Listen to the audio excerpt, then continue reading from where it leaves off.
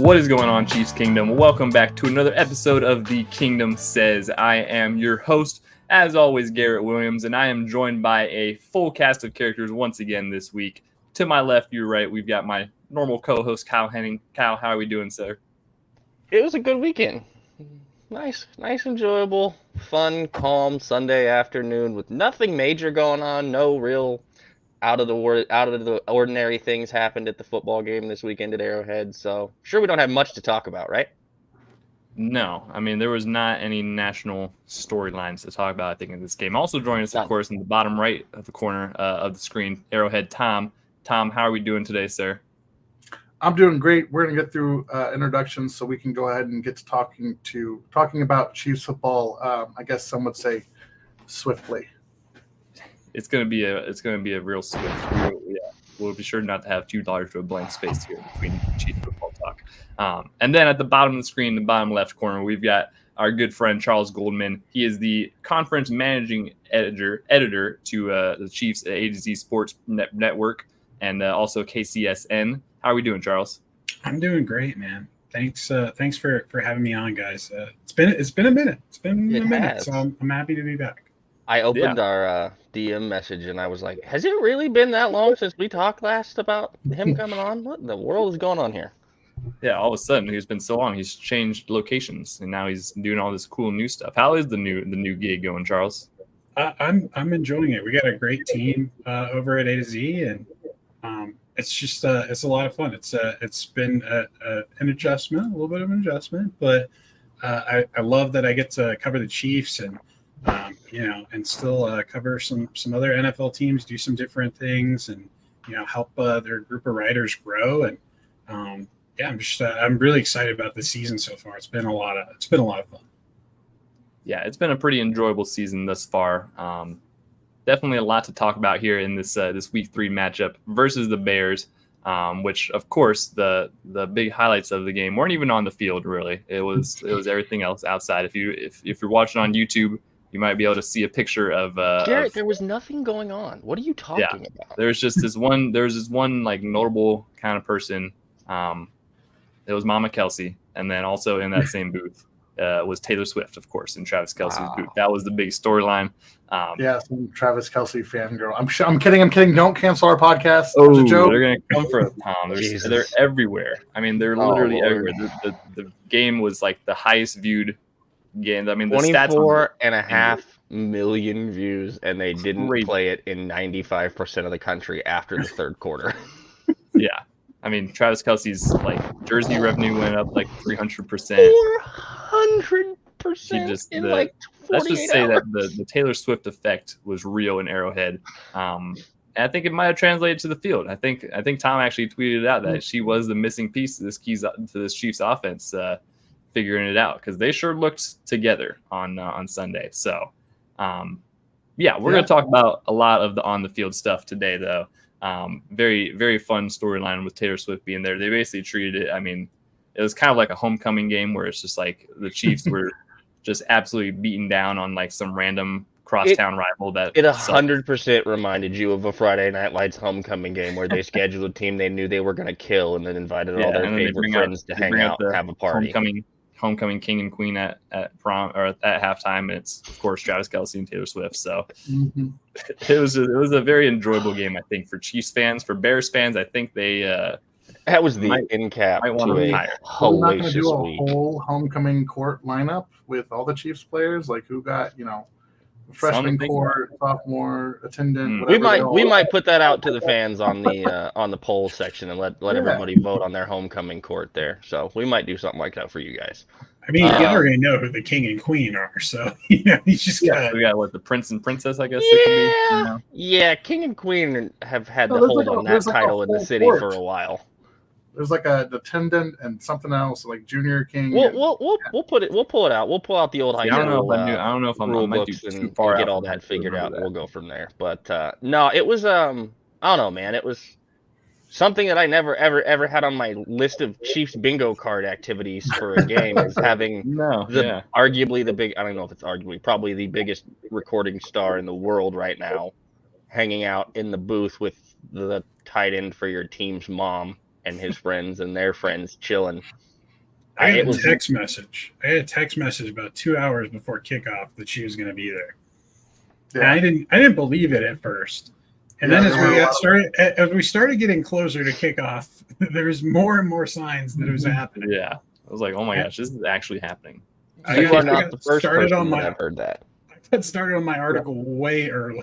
I definitely get a jump on that thing because that was international right there. I mean, the Swifties definitely came out. All on Twitter, you can see them just learning how football works. I've never seen so much Travis Kelce content in my life. Really, they were really breaking down every aspect of Travis Kelce. I'll tell you that much. For the good and for the bad. But there's what to know about football videos. There's what to know about what passes are. Yeah, how do you advance the football? All this good stuff. So welcome to there's Chiefs been some really funny. Yeah. Welcome to the NFL. Welcome to Chiefs Kingdom. It's going to be an interesting ride, I have a feeling. Glad to have you, honestly. If you're all watching this right now, glad to have you, But, overall, though, from the game, the offense definitely looked like it was firing on all cylinders, which it helps that you're going against a very bad Bears defense. But still, you'd like to see the guys actually going out there. And really the problem the past 2 weeks have been just shooting ourselves in the foot. Charles, what did you see initially from the offense going forward, especially in the first half when they were just kind of doing whatever they wanted to? I mean, they were moving the ball at will, which is what we were a lot more used to seeing than the first 2 weeks. I mean, I think one of the key things, they're running the ball when they wanted to, and doing it with success. I feel like that didn't really happen the first 2 weeks. Like, there were a couple of times where they wanted a yard and they could not get a yard. But yeah, that was one of my main observations. And look, I think getting Jerick McKinnon involved in the passing game, that is a huge key moving forward for this offense.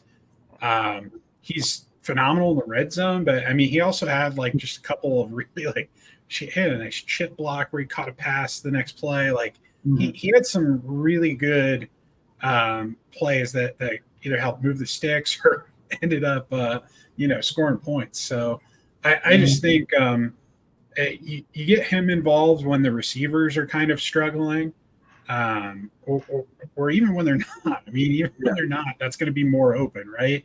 People are going to be paying a little bit more attention to Kelce once he shook off the knee the knee this past week.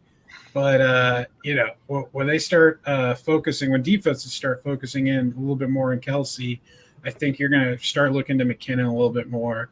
You're going to look for Rice to continue to step up as he has. Yeah.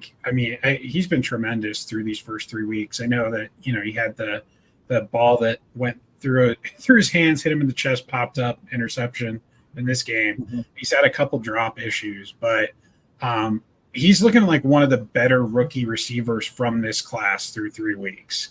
So I think you got to find a way to continue to like build up his confidence and get him the ball. I mean, I think Andy Reid said it best. Like when he catches the ball, he's great at like turning upfield and getting extra yards, which is something that they're not always great at. I feel like I've seen a few times. I saw like MVS, like one in week 1. I think he had one where he caught the ball and ran back behind the number.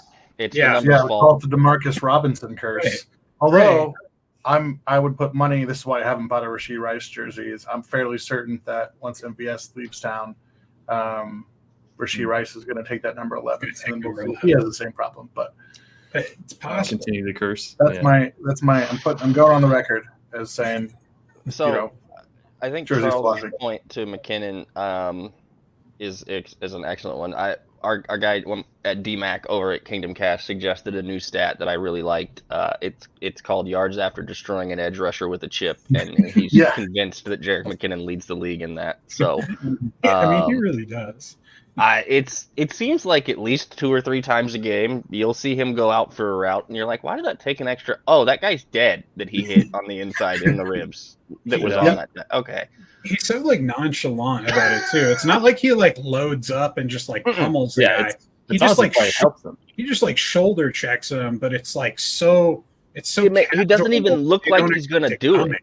Yeah, it's honestly a surprise to the guy, which I think is really because he'll just be standing there all of a sudden, just like jolt to the right and just absolutely destroy that. Yeah, he's he is a very undervalued or underappreciated part of this offense. He like when you can get Jerick McKinnon rolling both the pass game and the run game, and have him in the pass blocking, like he is one of the bigger factors for this offense to be good. And they really didn't use him a whole lot the first 2 weeks, so it was good to see him get 2 touchdowns this game and really be a big piece along with Pacheco, who was just had another lights out game. I mean, the run, and they actually started running him downhill, which is great to see because we don't really see that a lot in the Andy Reid offense, at least these past couple weeks.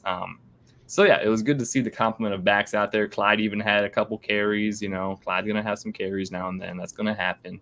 But it was good to see that kind of balance back out with the pass happiness of the offense, how they've been. Also, all the backs were pretty much even in production and what they did. It was a very balanced attack. It was a very normal grouping. Everybody kind of did their thing when they had their opportunities. The thing that I think is the most interesting is they finally started to figure out that they can run the ball for a yard forward with a running back on 3rd and short. And we don't have to... Continues. I hope they learn about it's 2 weeks in a row now. We have seen a 3rd down and 1 or 2 yard play where they have taken the running back and ran straight ahead and gotten the yardage they were supposed to get. Look at that. It's pretty impressive. I hope they figure out some iteration of the tush push play. You don't even need to have Patrick Mahomes in the game. Put a running back. Put Blake Bell in there for him and just run it. Don't do the motion. Just stack him up. Here's the other part. Nick Allegretti Chris in as Jones a and Nick Allegretti and whoever in the running back spots and at the wide receiver positions in the backfield, and let them push him in. Yeah. Yeah. Bring back Danny Shelton. I got DeAndre Coburn under center, and just have him, They've got Coburn. Forward. Yeah, Coburn could do it. No, Blake Bell makes sense. Travis Kelce. It is weird to see how they're still. I mean, I think Jalen Hurts has a different athletic profile than Patrick Mahomes. I think he squats like 800 pounds or something ridiculous. Like, it's wild what he can put up in the weight room. I've seen some of those videos. Yeah, some of that is playing to your player's strengths, but also, I don't know. I think you could figure it out. It would be nice, like just this idea of running forward would be nice to grab a yard. Just like I said, I'm just happy they figured out the running backs can do it also. Like, you can turn around, hand the ball off, and let them go for a yard. Mm-hmm. It's a possibility. Well, just circling back to McKinnon and Pacheco and the running backs as a whole, with McKinnon, he's a smaller dude at 5'9", and he's so slender, you just don't expect him to do. But he you watch him do it, he gets right in those ribs, and I don't know, as somebody who played on the defensive line, I would hate that. Man, I would be so mad at that little. He knows the exact right spot to hit. You're already in the battle with the guy across from you, and then you just boom, take a shot to the ribs. It's like have some bruised ribs. Yep, it's got to be obnoxious. And Pacheco looked, he was on fire. I know there was a little bit of worry about his, was it his ankle or was it his toe? It was ankle. Tony was the toe. And so, hamstring. Sorry. Yeah, no. I apologize. Yeah. Everybody was hurt this week. Was before the game. And then we forgot it. Yeah. And I mean, shoot, I think Clyde even had some positive runs. And that goes credit to the offensive line because it takes Clyde 2 to 5 business days just to get back to the offense or to the line of scrimmage. But, that's it was a good team effort. I think that's pretty much ideal about what you want from the running back room on a Sunday. Each player kind of doing their part. It was good Clyde to see. would probably be a good guy to put under center and let him push forward for a yard because he's got that someone, just get someone behind that offensive line and just start pushing. That's like all a you little got. Bowling ball, bro. Little tiny compact. If it doesn't work, you could just pick him up. Honestly, probably. Yeah, exactly. That's what I was going to say. You just toss him over the line of scrimmage and you're good. Yeah, maybe you just do that. Yeah. Maybe just get a small guy in there and just throw him over. You just kind of snow globe it and then you just circle and spin. Or what's direct snap in shotgun and then you just take a running start and jump over the whole pile. Someone's got to be athletic enough to do that, right? I mean, that's what Walter Payton, Lady and Tomlinson used to do. Just getting that in the air on the other side. By the way, boys, it's not all that much fun. Just in case anybody's forgotten what some of those collisions look like. You gotta do what you gotta do to get a yard. All right, you gotta send your body out there. But it was. I was just gonna say it was good to see the offense, like you guys said, and it sure was. The whole offense, game, offense was clicking very well, especially the offensive line, who, of course, was not without some conspiracy and some point of contention, as we saw once again Mr. Jawan Taylor be getting I believe he got 2 illegal formation penalties on completely BS calls. I know Kyle's got a lot to say about this, and Charles wrote a good article about it and some of the crazy things that Andy Reid decided to do in the second half of that game. Kyle, why don't you take the floor on this one, my boy? He got the only 2 illegal formation penalties called on tackles in the entire week, and they were within like 4 plays. Crazy. Neither one of them were even close. From looking at everything that you look at around the league with the 1,500 screenshots and the video clips, and it's not just Chiefs fans at this point. Doug Farrar put out a clip of Lane Johnson last night. Several of the other accounts. We've gotten to the point now where they are straight up, flat out targeting Jawan Taylor. I said it during the game. I said it last week before the game that I thought they were. The week previous, we had Matt Verderam on. He talked about it. There was an increase around the league, but it still kind of was tilted towards him and the 1 tackle position. And then this week, it was completely and totally tilted towards him as you proceeded to watch tackle after tackle and line after line around the league lineup. As a matter of fact, there's a picture in the Bengals game from last night where the entire offensive line, that isn't the center, was not breaking the center's waistband with their helmet. As a matter of fact, they weren't even touching his butt with their helmet, the guards and the tackle. The thing that makes me so mad about that one is that we just missed a great penalty call where, everyone but the center. Everyone but the center. Yeah, that would have been great. That would have been the way to even it out, just call for him right there. We saw Jawan Taylor get pulled 2 weeks ago for a couple plays. Andy said it was to put his head back on because of all the stuff that happened in that little short window. They did it to him again this week, and then Andy pulled him again, and I was like, I don't know that that's the same reason as they pulled him last week. And then Charles here put out an article, so now I'm going to let Charles take this. What did we find out, Charles? Why they pulled Jawan Taylor out of that game? Yeah, so it was interesting. So Andy Reid said after the game that, they had started pulling players because of the score and what have you, and that Jawan Taylor had a laceration on the inside of his mouth, and that, that was part of the reason they took him out. He was hurt and needed to put him back in, and so on and so forth. And, people were like, yeah, no one believes that, right? Like, and guy out because he bit his tongue, Yeah. So I started asking around when people were in my mentions on Twitter. I started asking around because I wanted to know if that was really the reason that they pulled him. And I was told that, that it wasn't, that, the Chiefs intentionally pulled him out of the game, and they wanted to just see what happened when they put their other tackles in the game and had them line up just as they had been doing. They didn't really change anything about their plan. It was just, let's just go out there and see what happens when we have other guys out here. And Jawan was, on the sideline. You got Donovan Smith further back off the line of scrimmage than he had been. You got Prince Tega-Winogo further off the line of scrimmage than he typically had been, than he was the week prior even. So yeah, and then you hear Andy Reid speak about it after the game, and I have his quote up here. He says, I checked all the looks that our right tackle Jawan Taylor got called on today, and I'm seeing it on both sides of the ball. I'm seeing it with our left tackle. So he's not even really like what Patrick Mahomes and Andy Reid were saying after the game. They were not necessarily denying the fact that Jawan Taylor had been lining up illegally, but they're saying that, like, look, other guys were lining up illegally too, right? And it's not just the Chiefs; it's also happening around the league, as Patrick Mahomes said. Saying he watches all this tape, and look, this is not just happening to us, but it's only being called on us. So, I think they got the evidence that they needed, that it is only being called on them, and specifically only being called on Jawan Taylor. So I don't know what's going to come of that. But I would guess I assume that there's going to be something.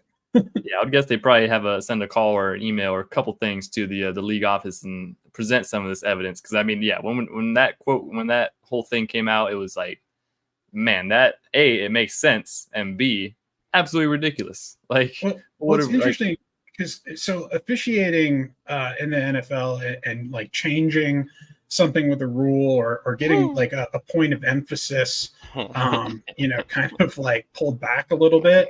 Like that's a tough thing to do. That doesn't happen in the middle of the season. This stuff typically happens during the off season.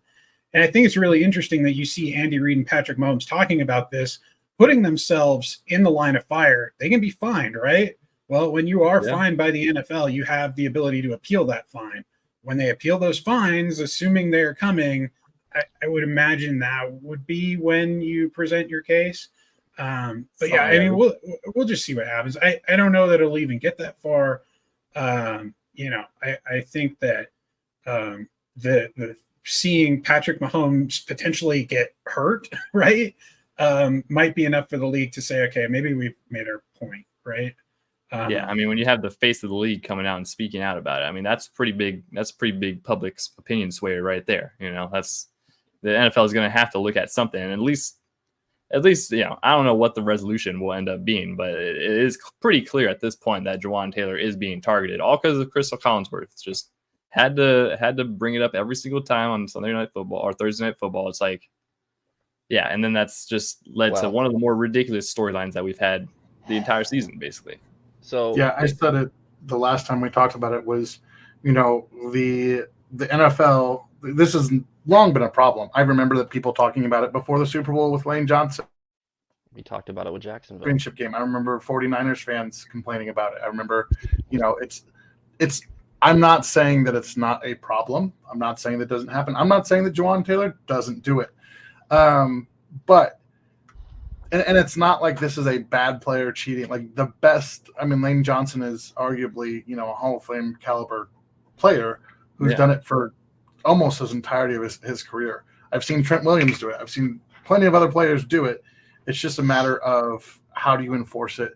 It's just like holding, right? If you called it on every like technical time, right, we would never get through a game. If you're breaking out the ruler on every single lineman's head, then we're gonna have a long game. Yeah, but I agree with the concern that in this instance, and hats off to Andy Reid for, it's not his first rodeo, and he's got enough clout in this league that when he says, hey, now I've got this on tape, you want to explain to me why we're getting this call and nobody else is, and I would assume that will remedy itself pretty soon. But it is a tough position because the NFL has put the pressure on the officials because, again, the comment that was made on primetime, first game of the season, and he's lining up at slot receiver, and that made the NFL look bad, and that made the officiating look bad, and they've put a lot of time trying to make it seem like there's not an officiating problem. They make themselves look bad every Sunday. I know, but we've talked about it before. Part of the problem with the quality of officiating is even from the ground up, it is not. They don't think there's a problem. Yeah, they don't think there's a problem, but it's also a hard job to have. It's a hard job to keep people in. There's a lot of cons to it. I've shared that before, right? Like it's not, if in the world of high school sports, depending on where you're at, it can be very difficult to find officials. It can be very difficult to be an official at a lot of those levels. So finding officials for a professional league like that you can trust and all that. I think we've talked before about that, but so the NFL is very things they could do to like make that more desirable. Like, I don't know, full-time benefits, salary, pension. I don't know. Hey, crazy. Robots. When it comes to this rule and the officiating aspect of it, And I think, even if this kind of dies down a little bit in these next couple of weeks and they don't call these penalties quite as much, I don't think that's the end that we've heard about, this pre-snap alignment issue and whatnot. But when you think about it, like this is not like a new rule. It's not like they just said last year that players need to have their the non-snappers need to have their helmet break the snapper's belt line, right? Mm-hmm. Like this has been a rule of football for a very long time, and at every level. And I'm thinking that maybe the NFL needs to go back and look at that, because you're seeing these tackles, these offensive linemen line up a little further back to give themselves as much of an advantage as they can, because they're playing against some guys who are extreme athletes. These are not players who were playing the game years and years and years ago. They did not have guys who were 6'6", 260 pounds and running a 4.4 40-yard dash, lining up against these tackles. So, I think that there's potentially like some area where they go back and look at this and say, hey, maybe we do need to adjust this rule and let these players line up a little further back at the tackle position or at the guard position. And I don't think they're going to see, any worse off results for the defense. I don't think it's going to make it any more difficult for the defense. I think if anything, it might, create some more, some more opportunities for defensive linemen and offensive linemen to create value for themselves and earn, bigger paychecks at the end of the day. Well, and they've got a case study because they've been letting it happen for a decade or more. Yes, that's the problem, is that they've let it go for so long without enforcing it this strictly. It's like, how are you just going to forcibly instruct something you haven't forcibly instructed in years? And again, on one, everyone's been getting away with it too. All the tackles have evolved, because as then we talked to Matt Verderam last week, and most offensive tackles, you line up like those first couple snaps of the game and you check over with the side judge and you're like, is this good? And like you do as a wide receiver.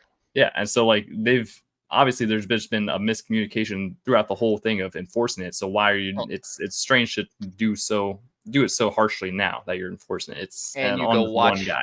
You go watch all of his snaps from all the ones they didn't call, and then watch the 2 that they did call, and they look freaking identical, and you can't tell me why it was called on those 2 and not on the other 40. And I thought it was interesting too. I didn't see the flag come out early, right? Usually this type of penalty, they have their hand on the flag and it comes out. This flag came out late, but on the one that nullified the touchdown, that flag came out late. That's almost like it was based on being called on the result and not on the actual play itself. Yeah. It's a mercy rule. It's not like he's going to change position. That's something you call as the play starts. It's like a false start almost. It's like, hey, this is something you call because you see it happen right away. You even see it. Flag came out when he was in the end zone. Mm-hmm. Well, I'll say this. There are ways. So I know just at the lower levels, coaching wide receivers and stuff, the ones that when you're supposed to be online, you turn and you look at the official and you go, Mr. Official, am I good? Right? You point at him. You flat out point at him. Right? And I almost wonder if that's just or is it going to be a situation, where but I've also seen officials who will come over and after play and they'll say, hey man, you were kind of close. I need you to scoot up a little bit. Right. And then if they have to, at that point, if it's my personal opinion is if it's a consistent issue, right? Hey, you've said something to them. And also it's just such a weird, not a judgment call per se, but it's an easy thing to if you're in the habit of lining up that way and you're not corrected on it. And so you get to do it for the first 50 snaps of the game. And then on the 51st snap, you get called. That's where it's weird. If you're not talking, and I don't know if the officials said anything to him beforehand or whatever, I don't know of anything, but if the official's concerned about it, if he's doing it that consistently, there's got to be a conversation somewhere. I'm not saying that to say, but I think that's how it should be, right? Across the board is, hey, give him a warning and say, hey, you need to scoot up. You're half an inch off. Lean forward a little bit. Which he was, by the way, compared to his week prior, he was leaned forward compared to. No, I know. But that's just where, again, it's that on-field communication and like you said, the flag coming out late. It was just a weird. It was weird. This really is my weird last story. Like Yeah. you said, the conversations will Such be a ridiculous storyline that we're having to cover here. This is my last thing on it. Andy never, and I mean never, comes out publicly against the NFL or against the officials or makes any grazing declarative statements. What he said in that press conference is most demonstrative you're probably going to get from Andy Reid about a subject. The fact that he took time out of the game to go put on tape, hey, this is exactly what we're talking about, and then went into the press conference and then went back and doubled down a second time, and then you have, again, Patrick, who is the face, as Garrett mentioned, and him saying, I watch a lot of film isn't a joke or an understatement. If you watch the quarterback documentary, if you've seen what any of the stuff that Travis and his teammates say about him, they basically have to take the film away from him so he will go do other things. So if they're going to bring it up and be outspoken and demonstrative about it, it's a problem. Yeah. Andy ate it week 2 and basically said something to Juwan about it publicly. Then he's now fast forward a week, and now he's having to defend the same player he agreed with the league on the week prior because Juwan's made the adjustments and the league decided to not make theirs. Pretty crazy. Other than that, though, offense looked great. Absolutely phenomenal showing from the offense. And then, of course, the defense, that's the bigger highlight that's been happening this entire season, really. Just the absolute domination. What a weird season. Yeah, just absolutely dominating defense. We're going to really break it down. But, just to start off, definitely at this point, the best defense that Patrick Mahomes has ever had.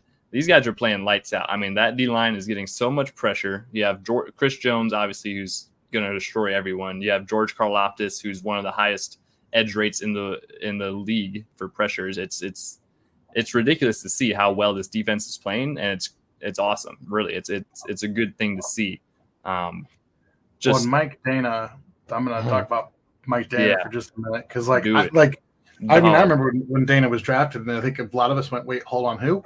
And then we looked at his measurables and this is weird. Like, this doesn't fit. What is he? He was this kid from Michigan that didn't really fit, and he was I think a fourth-year senior and some other things didn't really play much at Michigan. He just and then he was like a rotational guy, but then he's just, and then obviously the injury last year, missed a bunch of time, and you kind of just we'll see what we have here. And I think to say he's surpassed expectations, and not just one, I think he looks as physically and athletically good as he ever has. But he is playing, and he's always been good at this, but he plays so assignment sound. There was a play where I think he was chipped by a tight end, and he held it, and I think Fields was running out, and he held contain. And Justin Fields is a phenomenal athlete, right? 1,100 yards rushing last year from the quarterback position. And Dana was able to clean it up, and I think he got a yard or two, but just from the way that was played was phenomenal. So that's a huge piece to this defensive line being good. They found, Derek Nottie and Matt Dickerson, some of those guys that kind of to rotate in at that other defensive tackle spot.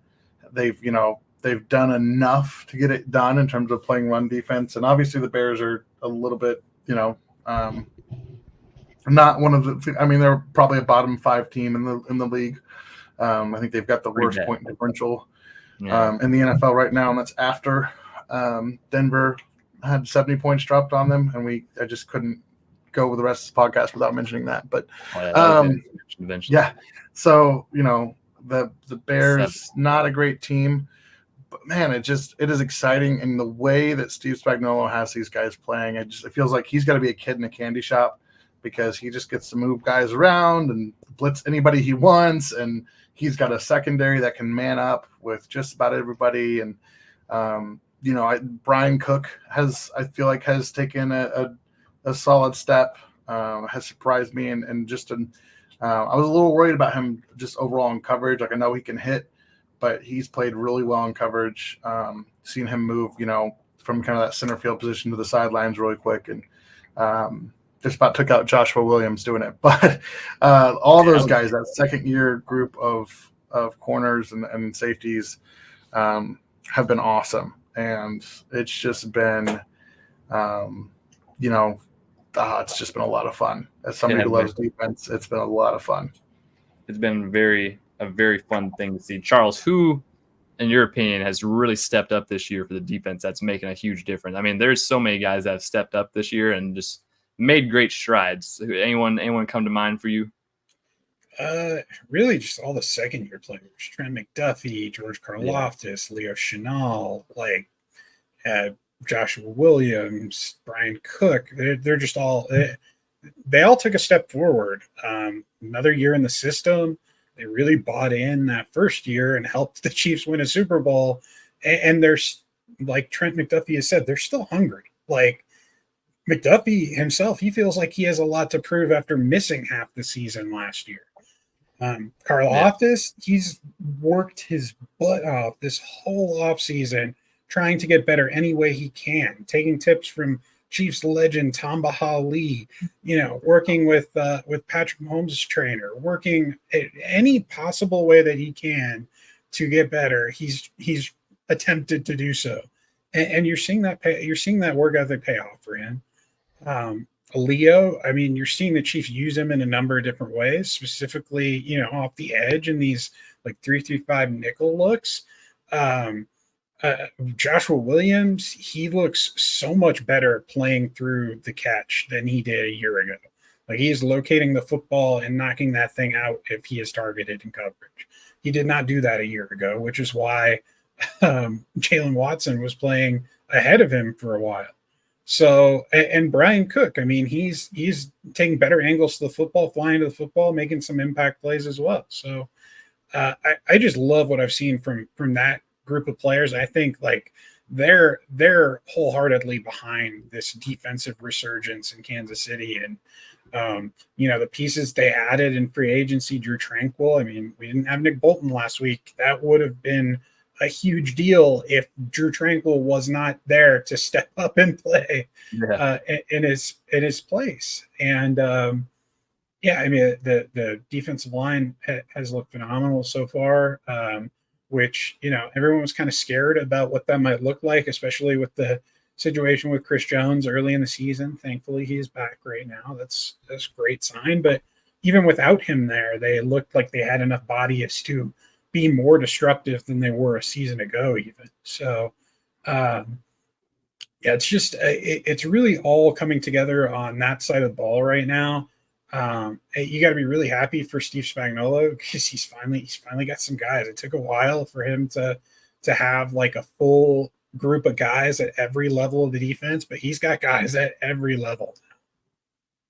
Yeah, it is really blossomed into a defense that they can really take ownership of. It seems like this group really just feels like this is their defense now. All these young guys, they've stepped up. They've really taken big strides. I mean, yeah, one of my George Karlaftis, I mean, his development this year and going forward is just absolutely insane. I mean, he had 8 pressures on Sunday, 3rd in the league for week 3. Just a relentless motor. We talked about it, all last season when he was drafted, how he would be such a huge piece for this D-line just strictly because of his motor and the fact that he was never going to give up on a play, which is issues that we saw with, the 2021 Chiefs where Chris Jones or Frank Clark might get some pressure and then no one else is kind of there to finish it up. And they ended up, scrambling out the pocket. George being there now and pairing him with Felix for these next couple of years is going to be huge. It's just so cool to see his development. And, I think we even talked about it when he drafted that the perfect comp for him would be Tamba Hali. And then to see that he's worked with Tamba this whole offseason and gotten so many tips. I mean, Tamba Hali is one of the best pass rushers in NFL history. Who's, the technical aspect of him translating that over to George that's going to be huge. That's going to be huge for the Chiefs' entire D-line going forward. It's great to see him, Mike Dana, Felix, all those young guys just really taking a step up and just dominating. I mean, it's just dominance. There was so much pressure. Justin Fields had nothing to do on every single play. And also, I mean, it also goes back to the secondary, who's covering their ass off. And yeah, I mean, what can you do? You know, they've allowed 3 touchdowns the past 3 weeks. You know, it's crazy. So it's going to be scary coming into this next week for the New York Jets because they do not have a strong offensive line right now. I think they just put Dwayne Brown on injured reserve. Yep. They're I would not be wanting to face the Chiefs defense this next week on Sunday Night Football, prime time, after the week they just had with Zach Wilson and the struggles they've had since losing Aaron Rodgers. Yeah. So I kind of want to, I know we've overviewed kind of the whole defense, but I kind of want to go through a little bit of this in pieces from kind of what we've seen over this first group weeks, but specifically last week. And I think the most important thing that I want to touch on that Charles mentioned is Drew Tranquill. He's got to be on the field more, even with Nick back, guys. I know some folks aren't going to like that. Him and Nick do a lot of things very well. He does some things Nick doesn't necessarily do the best.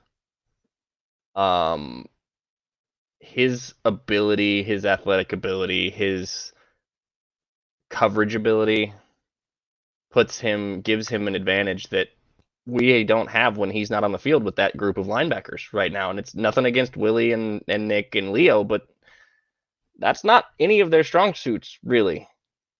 And the longest time it was Nick's the guy that can get everybody lined up. Nick's the guy that gets everybody in spot. Well, they didn't have any trouble getting lined. Now, I know Chicago doesn't exactly do a whole lot as far as confusing on the scheme goes, as is evidenced by the fact that they could get literally no one open. But they didn't have any alignment issues. They didn't have any problems getting set up.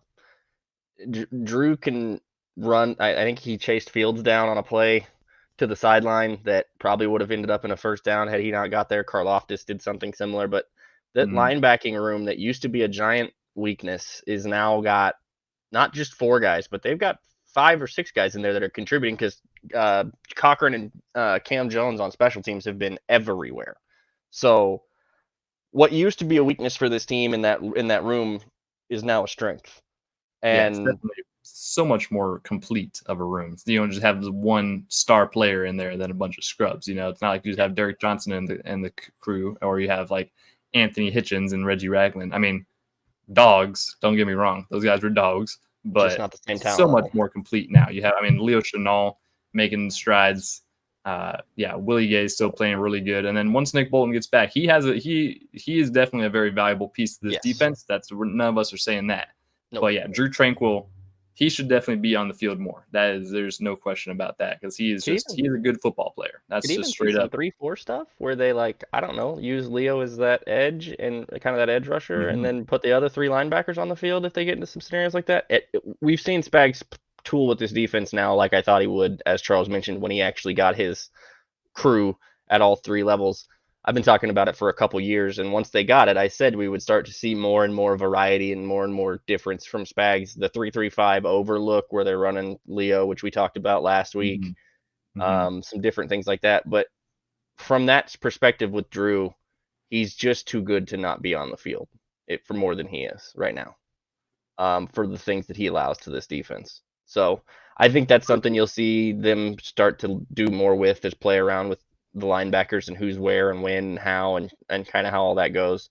But the story that is the most interesting, I think, even more than how much that they haven't been using Tranquill, but how seamless it was with him stepping in for Nick when he was out, was the secondary, as Charles and Tom both mentioned. That Brian Baldinger put up a group of clips. There's 4 consecutive plays on that clip that the Bears, there's no one open. And I don't mean like, oh, there's a guy with like a half a yard or a yard or so. I mean, there is nobody with any space. There are 3 and 4 wide receivers and running backs wearing Chiefs defenders as blankets. That's not something we're used to seeing in a Chiefs secondary. Standard. I'm used to seeing the Chiefs wide receivers not being able to get separation, but it's good to see that the Bears were struggling versus our defense. How does it roll with you guys that this secondary is, like we all mentioned, extremely young, and yet they're basically eliminate the reason that quarterbacks are holding the ball longer against them and doing all this stuff is because they don't have anywhere to throw it. They don't have anywhere to go with it. That level of confidence in those players, even especially with all the questions about Snead and his knee and all this, it gives them the ability to do things, and Spags the ability to do things with the line and the linebackers that we've not seen before. And I guess I don't know if I'm alone on that island or how I'm feeling, but the ability to basically go, nope, we're just going to put 4 guys in coverage and send everybody else at you and you can't do anything about it, gives him a lot of different options for disguises. And Charles just mentioned Zach Wilson. Spags has got to be licking his chops, right? I mean, I think that's why they went out and got Trevor Siemian, because they might feel the need to pull this kid out of the game against what the Chiefs have been doing. Okay. I think that Robert Saleh got one look at the film from the Chiefs-Bears game and said, "Oh, we're in trouble." Zach's not gonna be able to handle this one. Gonna need a backup or 2. Yeah, it's gonna be certainly something to watch how this secondary keeps on developing, because it's just they're so young, but they've obviously just so mature and so talented. It's the trust that Steve Spagnuolo now has and the ability to just drop forward in coverage and let it happen. Yeah. Charles, what's his feeling? He's got the pieces. Sorry, no, my bad. He's got the pieces to match up, right? And the versatility to move those guys around. And I also think we talked about when they were drafted, that group of secondary players, Brian Cook, Joshua Williams, Jalen Watson, Trent McDuffie, and Nazeeh Johnson. They came in talking about developing and growing together, and I forgot what was it, the Fateful Five or Fab Five. Fab Five, that's what it was. I'm not a whatever. Yeah, kind of comparing themselves to that, and I just remember thinking about that early on. I don't remember. I think it was Nazeeh Johnson who was talking about that. He was wearing the T-shirt in the franchise episode to start the season of the Fab Five with all their faces on it. Speaking of Johnson, he's on injured reserve right now. Nick Jones hasn't played a defensive snap yet this season. Yeah. Yet, I mean, what we were seeing from Johnson before he got hurt, he looked like he was going to be a starter, right? Yeah. Nick Jones looked fabulous in the preseason. So it's not just the guys that they have out there now are all they've got, right? This got some depth behind it. They've got some serious depth at the cornerback. Some depth and versatility. Because Nazeeh Johnson was, I think they were playing him at corner primarily, and he was drafted as a safety. I mean, and he's, was a big special teams guy, but it's an exciting group of young players. And, I think one of the things that's maybe underrated in Kansas City is, Justin Reed is the veteran in that group, and by all accounts fits in and has led those guys. And it's a hard task to do when you're the guy, and he's still, this is his second year here, right? I think he might have just had his best game. I think this might have been his best game as a Chief this past week. Yeah, and I just think that he comes in and he's a smart guy, and understands the game and understands how to be a pro, and has taken that role and fits in with that group just as well. Kind of being it's kind of weird to say that he's the veteran, but he's kind of the outsider, because literally everybody else who's starting came in together, and they kind of have that bond, and but he gets to be part of that. And it could be a really special group. I tweeted that out last night about this 22 draft class, and just realizing George Karlaftis looks so good, Trent McDuffie looks so good, and then everybody else in that class, even Sky Moore had a really good game. He was there. Better. Yeah. And I think they're putting him in a position to play to his strengths more. He broke somebody's ankles. Ankles. I mean, and honestly, if Sky Moore is he may be the worst pick in that group, and he's getting starting snaps. Now, long term, we don't know, but of everybody in that draft class, he's doing pretty dang well. I guess probably Darren Kennard probably is. Not we don't talk about him, right? We don't talk about him, but right, that's huge. I mean, that's huge. Listen, if Sky Moore is your floor for a draft class, that's pretty huge. Yeah, really nobody bats 1,000, but I think it's a huge piece for that defense, and it's given them the flexibility again to you've got young guys and you can figure out what you need to do. So yeah. I exciting. think the defense balling out. I think it's good to see the young guys stepping up. And that going ahead to Zach Wilson and the Jets. The Jets have a better defense than the Bears do, but offensive wise, it's probably going to actually look worse. So the defense is really going to be eaten. I think next week we'll see how many more turnovers. Trent McDuffie had a first fumble in this game, so that was really cool. It's going to be a good one to watch. Last kind of point that we got to talk about real quick to end this out, because it kind of relates to some news that Charles had today. Special teams, punt returner and kick returner, Montrell Washington. Welcome to Kansas City, man. Good job at not dropping any punts. That's literally all you have to do is not drop a single punt here. And he actually he even got a couple yards off those punts. So that was pretty good.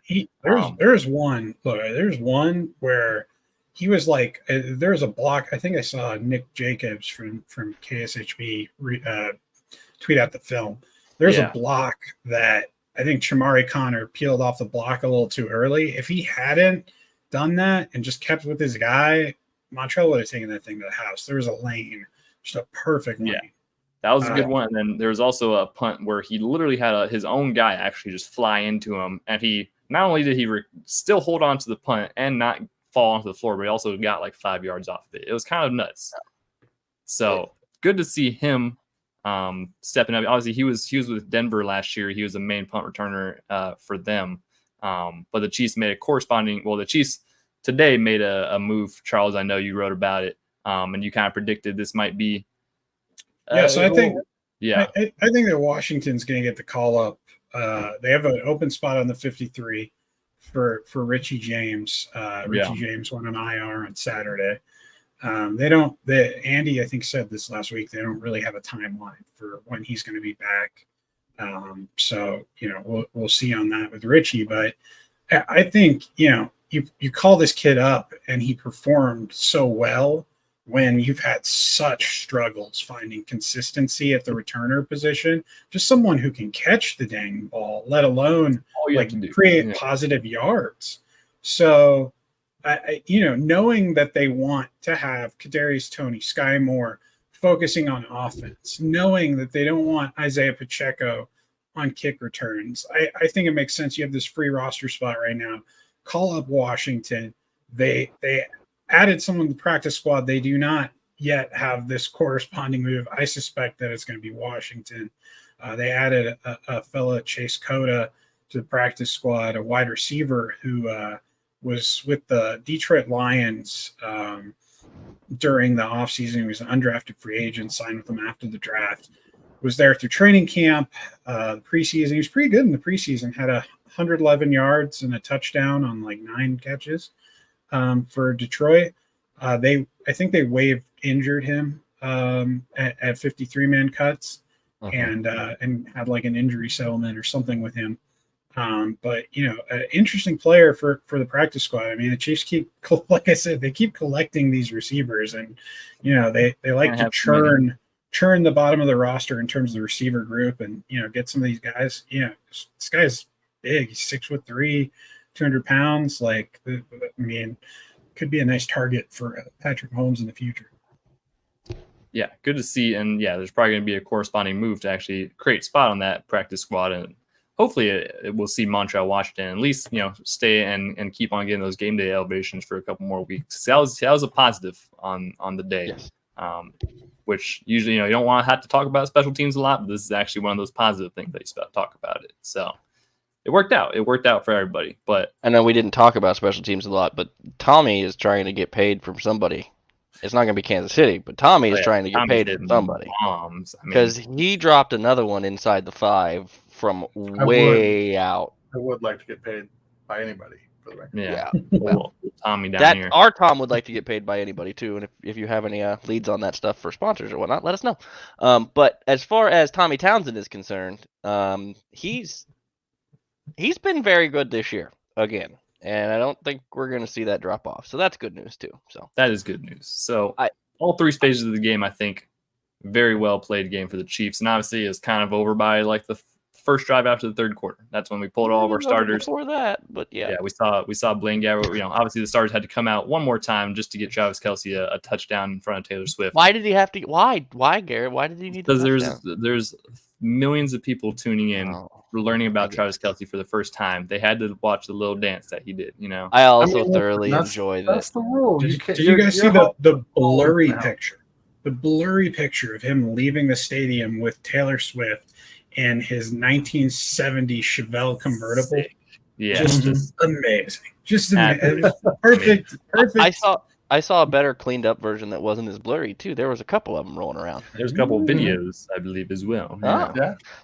Listen, our young tight end is falling in love, and we all get to bear witness. Sure is. They went to a little dinner date afterwards per TMZ. Bought out the whole restaurant. Bought out the restaurant for the family, players, and friends. Shout out to the Chiefs getting him his touchdown, letting him show off. That's like A+ wingman. And Andy and Pat were talking about. That was a conversation. Come on, Andy, you got to help me out, bro. You got to help me out. Well, and P.S. on a route that he wasn't even supposed to run. I was gonna say, P.S. Exactly. He wasn't even supposed to do that. He just went and did it anyway. And that's like, all right, I'll throw it to you. I guess you're wide open there. You're right. Yeah, here you go. So yeah, it was a good day for all of Chiefs Kingdom, and especially for Travis Kelce. Shout out Travis Kelce. The next episode of New Heights is going to be phenomenal. I just know that's going to be the case. That's going to be probably the most viewed episode ever for them, which is saying something. Coming out tomorrow again. Yeah, exactly. So, Charles, thank you so much for joining us. If you could tell everybody where they can find you and all your amazing content. I know there's a lot of it. You're churning out a lot of content this season. Where can we find everything at? You can find everything at GoldMCT NFL on Twitter, aka X. Mm-hmm. I post basically everything there. You can find my work at A to Z Sports. If you go to atozsports.com/Kansas-City, you will find my work. You can also find me over at KC Sports Network. Wednesday through Friday, I do our newsletter, KCSN Daily, and you can subscribe to that over on the KCSN Substack. You can also see it on kcsportsnetwork.com. It's entirely free. It just kind of rounds up what's going on with the Chiefs leading into their upcoming game. Yeah, I'll personally say that those weekly KCSN articles, those have been very clutch, especially in the offseason, covering all the moves that were going on. You were killing it the entire time, and we cannot thank you enough for coming on and joining us for this one. We'll definitely have you on sooner than we had last time. It was too big of a gap. We need to see our guy Charles on here once again. So yeah, it was a pleasure. An absolute pleasure as well, guys. I really appreciate it. It's so much fun coming on and talking Chiefs with y'all. We enjoyed ourselves. Thank you, sir. Everyone watching and listening, thank you so much. Be sure to follow us on all of our socials. Kingdom Says Pod, Facebook, Twitter, and Instagram. Find our YouTube, Kingdom Says Podcast. Go over there, subscribe to that, watch our beautiful faces, and also Spotify, Apple Music, any other podcasting platform you can think of. We're probably on there, so go follow us on there. And we will see you. We'll probably be back another episode, fully previewing the Jets game this week and any other fun Chiefs news that comes up. Maybe baby names for Travis and Taylor or something like that. Tom will have that be your homework. So with that being said, thank you all so much. Start learning that star chart. I need him to be able to break that down. We need a breakdown of the star chart. Yeah, we need to figure that out. Someone tell us what the star chart means. Well, she tried. I just don't know that I understand it still. It was like a 3,000 word tweet essay. I'm still not sure I get it. Next week. So many little symbols and stuff. It was we need to explain like on 5 type thing. So yeah. Anyways, thank you all so much for listening and watching, and we will see you guys in the next episode of The Kingdom Says.